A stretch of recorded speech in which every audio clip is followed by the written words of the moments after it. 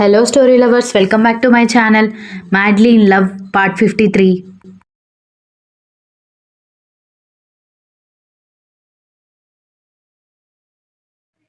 ఎవరికి మళ్ళీ ఇంకొకసారి చెప్పాలని మాట్లాడుకుంటున్నారు అంటూ పెద్దావిడ రాగానే, వామ్మో గ్రాని వినేసినట్టుంది మమ్మీ అని సంగవి గుసగుసగా చెప్పడంతో శాంభవి కూడా సైలెంట్ అయిపోయింది.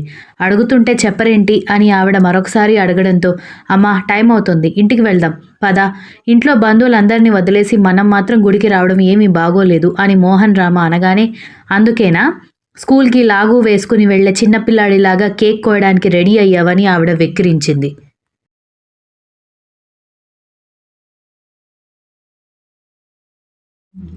ఎటు తిరిగినా నువ్వు మళ్ళీ నా బర్త్డే పార్టీ దగ్గరికే వస్తావు. ఏ వయసులో అయినా సంబరం చేసుకోవాలంటే చేసుకోవడానికి ఇంట్రెస్టు డబ్బు ఉండాలి, కానీ వయసుతో సంబంధం లేదు అని అన్నాడు. అవునవును, అలా అనుకోకపోతే బ్రతకడం కష్టంలే. ఇంటికి వెళ్దామని ఆవిడ అనేసరికి ఒక్కొక్కరు మనసులో 100 రకాల తిట్లు తిట్టుకుంటూ ఇంటికి బయలుదేరారు.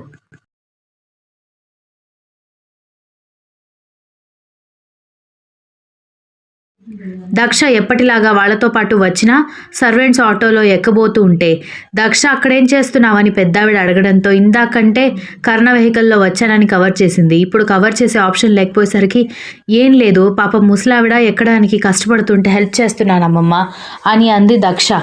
వాళ్ళు కూర్చున్నారు కదా, రా, వాడు కూడా లేడు, ఎలా వస్తావు అని అంటూ పిలిచేసరికి ఇక వేరే మార్గం లేక వచ్చి కారులో కూర్చుంది.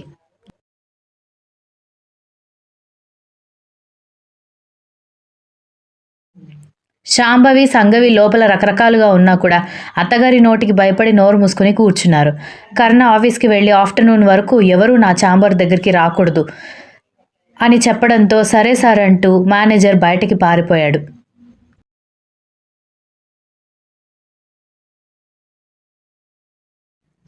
దక్ష వాళ్ళు ఇంట్లోకి ఎంటర్ అవుతుంటేనే శాంభవి ఏదో పని చెప్పబోతుంటే, వదిన సాయంత్రం వరకు మనకి వర్క్ ఏం లేదు కదా, మనం వెళ్ళి మూవీ చూద్దాం పద అని వాళ్ళ అమ్మకి పిలిచే అవకాశం ఇవ్వకుండా దక్షని లాక్కుని వెళ్ళిపోవడంతో, ముందు దీన్ని దారిలో పెడితే అది చక్కగా అవుతుంది అని అంది సంగవి.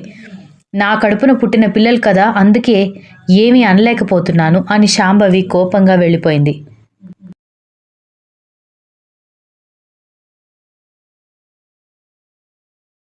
దక్ష స్నేహ మూవీ చూస్తున్న రూమ్లోకి పెద్దావిడ వెళ్లేసరికి దక్ష లేచి నిలబడ్డంతో, ఎందుకు భయపడుతున్నావు వదిన, గ్రాని రాక్షసేమీ కాదు అని వాళ్ళ అమ్మని దృష్టిలో పెట్టుకుని చెప్పడంతో, అయినా కాకపోయినా పెద్దావిడ వచ్చినప్పుడు లేచి నిలబడాలి కదా, పైగా నేను మీకు చిన్నప్పటి నుంచి తెలిసిన దాన్ని కూడా కాదు అని అంది దక్ష. ఇన్ని సంవత్సరాలైనా నా కోడలే నాకు రెస్పెక్ట్ ఇవ్వదు, నీకెందుకే, నాకు కరుణ స్నేహ ఎంతో, నువ్వు అంతే అని చెప్పగానే దక్ష చిన్నగా నవ్వి అలాగే నిలబడితే కూర్చోమని చెప్పేసరికి కూర్చుంది.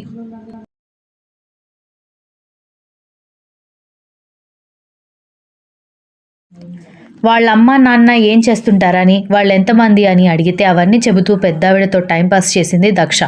ఇక స్నేహ మూవీలో లీనమైపోయింది. సాయంత్రం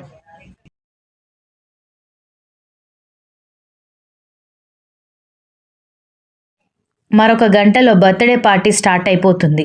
ఇంటికి వచ్చిన బంధువులు మాత్రమే కాకుండా ఇంకా చాలామంది ప్రముఖులు వచ్చేది ఉండడంతో జ్యూసులు, స్టార్టర్లు, స్నాక్స్తో పాటు బంగళా అంతా గుమగుమలాడిపోతుంది.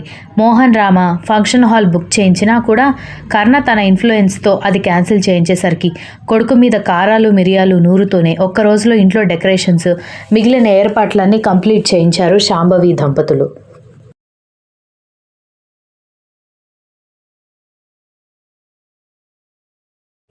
సాయంత్రం ఇంటికి వచ్చిన కరుణ పైకి వెళ్ళిపోవడంతో, అదొచ్చిన దగ్గర నుంచి వీడి బిహేవియర్ పూర్తిగా చేంజ్ అయిపోయింది అని తిట్టుకుంది శాంభవి. కరుణ తన రూమ్లోకి వెళ్ళబోతూ కూడా దక్ష రూమ్లోకి వెళ్ళేసరికి పెద్దావిడ రెడీ అవ్వడం అయిపోవడంతో పెద్ద కొప్పుకి పూలతో పాటు మరి కొంచెం అలంకరణ చేసుకుని పెద్దంచు పట్టు చీరతో రెడీ అయ్యి టీవీగా రెడీ అయ్యి డోర్ ఓపెన్ చేయగానే మనవడు కనిపించడంతో, వచ్చేసావా అంటూ బుగ్గ మీద చేయి వేసి ప్రేమగా అడిగింది. కరుణ ఏం మాట్లాడకుండా గది లోపలికి చూస్తూ ఉండడంతో, అడుగుతుంటే మాట్లాడవేంట్రా అని అడుగుతుంటే, నేను మళ్ళీ వచ్చి మాట్లాడతాను గ్రాని, వెళ్ళు అని చెప్పి డోర్ క్లోజ్ చేయడంతో వీడొకడు అని అనుకుంటూ ఆవిడ కిందకి వెళ్ళిపోయింది.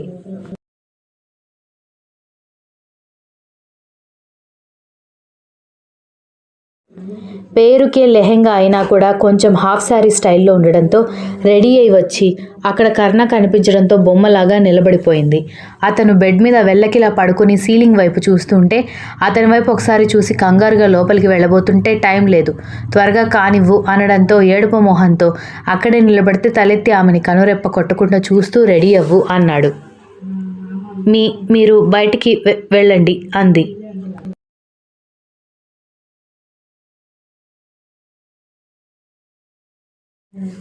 షార్ప్గా ఆమె వైపు చూసి dark purple colour lehenga skirt, ఆ పైన అదే కలర్ టాప్ మీద అక్కడక్కడ పువ్వులు వచ్చి ఆ లంగా ఓణి చాలా అందంగా ఉంది.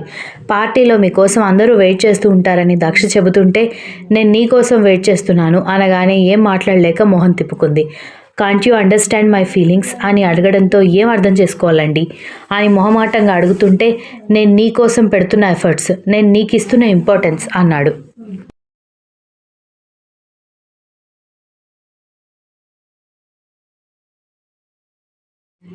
మీరు నాకంటే ఇంపార్టెన్స్ ఎక్కువగా ఇవ్వాల్సింది మీ ఫ్యామిలీకి అని చెబుతుంటే అది చెప్పాల్సింది నువ్వు కాదు. Look Daksha, I'm mad about you. I want you beside me every time. 3 years నుంచి నేను నిన్ను వదలకుండా ప్రేమిస్తున్నది నిన్ను వదిలిపెట్టడానికి కాదు, వదిలిపెట్టను అన్నాడు. మీ ఇంట్లో వాళ్ళ కోసం కూడా వదిలిపెట్టలేరా అని అడగడంతో ఎవ్వరి కోసం నా డెసిషన్స్ మార్చుకునే అలవాటు నాకు లేదు అని అన్నాడు.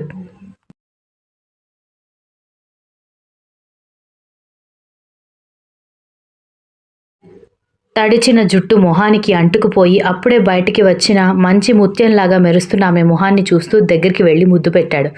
దక్ష కంగారు పడుతుంటే నీ ఆన్సర్ కోసం వెయిట్ చేసినట్టు ఎవరి అప్రూవల్ కోసం నేను వెయిట్ చేయలేదు. నాకు వెయిట్ చేసే ఛాన్స్ కూడా ఎవరూ ఇవ్వలేదు. ఒక్క ఆర్డర్ వేస్తే చాలు, ఐ వాంట్ యువర్ ఆన్సర్ అని అన్నాడు. నేను మీ అందానికి సరిపోను, నో మ్యాటర్.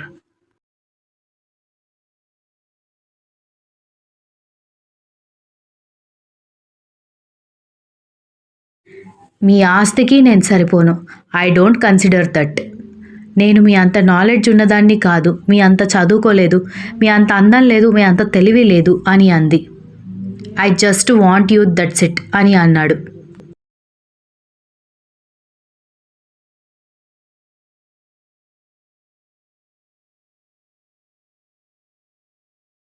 నేను మిమ్మల్ని ప్రేమించట్లేదు, ప్రేమించే వరకు ట్రై చేస్తుంటాను.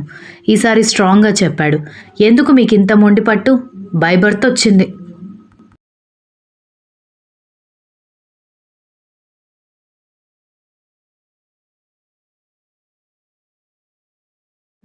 అర్థం చేసుకోండి, మన ఇద్దరికి సెట్ అవ్వదు. ఐ డోంట్ కేర్ అని కర్ణ అంటున్నప్పుడే స్నేహ వచ్చి వదిన ఎంతసేపు, అన్నయ్య ఎక్కడున్నాడు, కింద అందరూ వెయిట్ చేస్తున్నారు, మమ్మీ డాడీ పిలవమన్నారు అనగానే దక్ష కంగారు పడింది. పార్టీకి టైం అవుతుందండి. I don't care.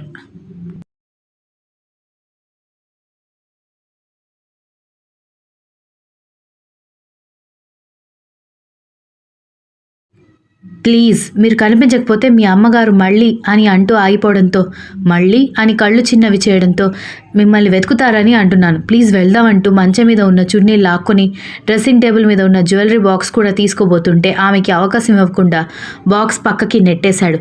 ప్లీజ్ అండి అంది మరొకసారి. ఈయన ఏమో ప్రేమ ప్రేమ అని అంటాడు, ఆవిడేమో నన్ను వదిలేమని బుర్ర తింటుంది. ఇప్పుడు నేనేం చేయాలి? నాకు అసలు ఏమీ అర్థం కావట్లేదు.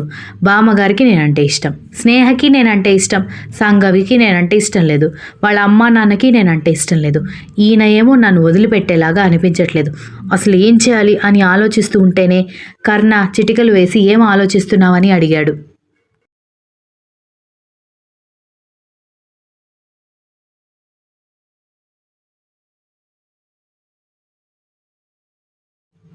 ఆహా! ఏం ఏం లేదు. టైం అయిపోతుంది కదా! అదే ఆలోచిస్తున్నాను. మీరు కూడా రెడీ అవ్వాలి కదా అని అంటూ ఉంటేనే ఆమె వైపు కోపంగా చూడడంతో దూరంగా నిలబడడంతో ఇంకా ఎక్కువ కోపం వచ్చిందతనికి.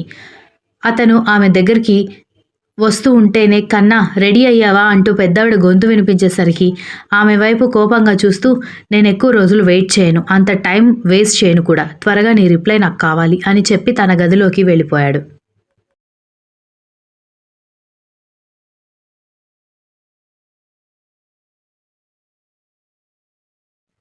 ఏం చేయాలో, ఎలా చేయాలో ఏమీ అర్థం కావట్లేదు. కర్ణ మీద ఇష్టం ఉంది, కానీ చెప్పే ధైర్యం లేదు. అతని గది దాటి వెళ్ళిపోవడంతో డ్రెస్సింగ్ టేబుల్ ముందుకు వెళ్ళి జడ వేసుకుని జ్యువెలరీ పెట్టుకుని గాజులు వేసుకుని తనను తాను ఒకసారి చూసుకుని కిందికి వెళ్ళాక అందరూ ఎలా రియాక్ట్ అవుతారో అని ఆలోచిస్తూనే నిలబడిపోయింది.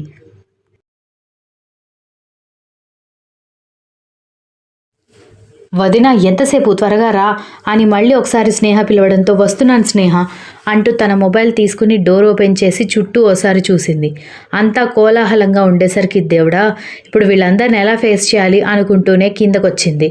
అందరూ తన వైపు ఎవరు అన్నట్టు గుచ్చిగుచ్చి చూస్తుంటే ఏం చేయాలో తెలియక ఎవరు తనని గమనించని చోటు కోసం చూస్తూ ఉంది. ఇంతలో కర్ణ కనిపించాడు.